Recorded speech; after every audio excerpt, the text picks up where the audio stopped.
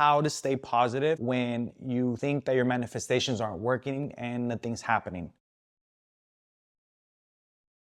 All right, so let's get into how to stay positive when you think that your manifestations aren't working and nothing's happening. So the first thing that we want to understand is that staying positive is a decision. That's the first thing we have to understand, because our conscious mind has the ability to accept or reject. Let me draw out the diagram so you can see what I'm talking about. So this is our mind and this is our body. And then our mind split in two. It's our thinking conscious mind and our emotional subconscious mind. 95% of the power is being controlled by the subconscious mind, and 5% is being controlled by the conscious thinking mind. So we want to understand our conscious mind is where everything starts, and we have a choice to choose between positive or negative. That's our choice, and whatever we choose, it sinks and we get emotionally involved with it. That's why we feel. The feeling comes after the thought, after the picture. So understanding that is the prerequisite, that you have a choice. And if you feel like you don't have a choice, you can actually just look at the thought and you can say, is this true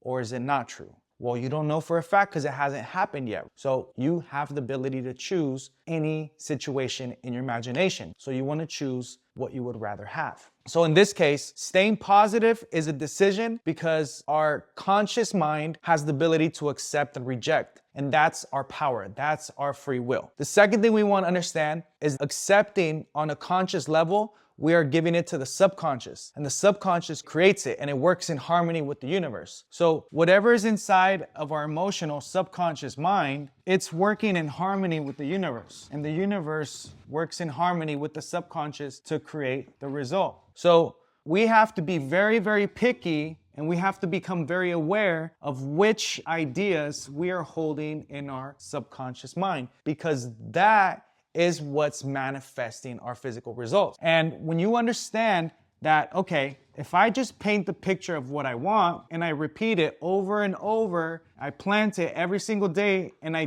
don't worry about it, I have faith that it's working in harmony with the universe already, that with time, it's gonna sprout, it's gonna move me into action, and my action is gonna cause a reaction. And that action-reaction is gonna produce the result. But here's what I need you to understand. From here, beneath this line is the physical level. That's what you can see, hear, smell, taste, and touch. And then above this line is the non-physical. That's where your thoughts and feelings live. That's where your vision lives. The reason why I'm telling you this is because everything is created twice. First in the non-physical, and then second in the physical. That is the most important thing. Our senses are gonna be the last part of us that are gonna see it. Think about it. We have to create in our imagination, but our senses are not gonna be able to see it. We have to have the faith. Faith is holding on to the picture regardless of what's happening on the physical world. That's why we say, think truth regardless of appearances. We're gonna think our truth and hold on to that image until we get emotionally involved with it. That emotional involvement is gonna change the vibration of my body, and it's gonna get me to act different. It's gonna get me to act in harmony with this idea that I planted. And with time, with repetition, I'm going to cause a reaction in the universe. My actions are going to be moving my results up to my goal, which is the image that I have here. That's how we get our conscious mind wants to manifest. But we have to understand that there's a law of growth. And that's the third thing that I wanted to talk about today, that we're not understanding the law of growth. Everything takes time to grow. We have to grow into things. See, us in our society today, we're given instant gratification and we're building bad habits as far as patience goes. We need to have patience. We need to relax. We need to just breathe and just trust. We've lost so much trust in the universe, in God, in ourselves, and we need to get that trust back because we're always manifesting, and when we don't have that trust, we're manifesting what we don't want. We're just creating a negative loop. But when we take control of our mind, now we're taking control of that loop. And that's the idea. That's the whole purpose of coaching. The mentor's job is to bring the mentee up to the mentor's mindset. So my job as your coach is to help you understand this. I put you through a process to help you understand why we do this process in the first place. Because when we don't understand, we just keep falling victim to the same problems over and over and over again. We have to develop so much mental discipline in our conscious mind because we have to take control of our thinking. If we're not taking control of our thinking, then the physical world,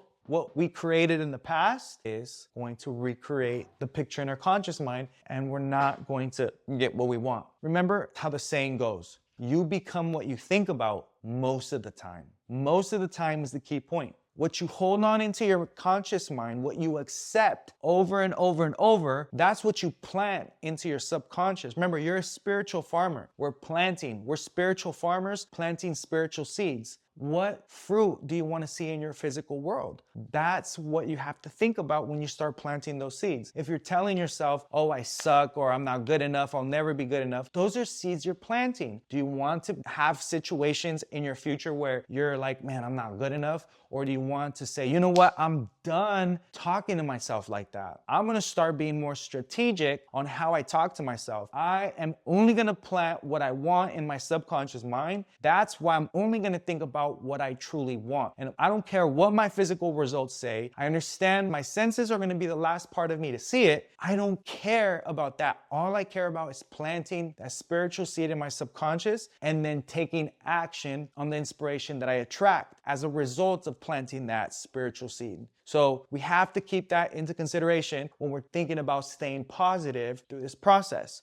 Don't hope. Just understand this process, study it, and then just work the ideas. Get the idea in your conscious mind and plant it over and over and over again, and trust that the universe is working together with your subconscious to make it happen. It just has to unfold in a certain order. But if you keep doubting it, you're ripping out that seed and you're messing that order up. Now you're moving the subconscious and the universe to a different direction, to a seed that you don't want. And if you're not seeing any manifestation, most likely you're going from seed to seed to seed to seed, and you're not sticking to one seed and letting it grow and sprout. So you have to have patience, you have to discipline yourself, and that's why you have to choose a seed that you want to plant, that you want so bad, to the point where even if you don't see anything happen, you don't care because you trust. So that's it for today. I hope that helps. And remember, just plant that seed. Think truth regardless of appearances.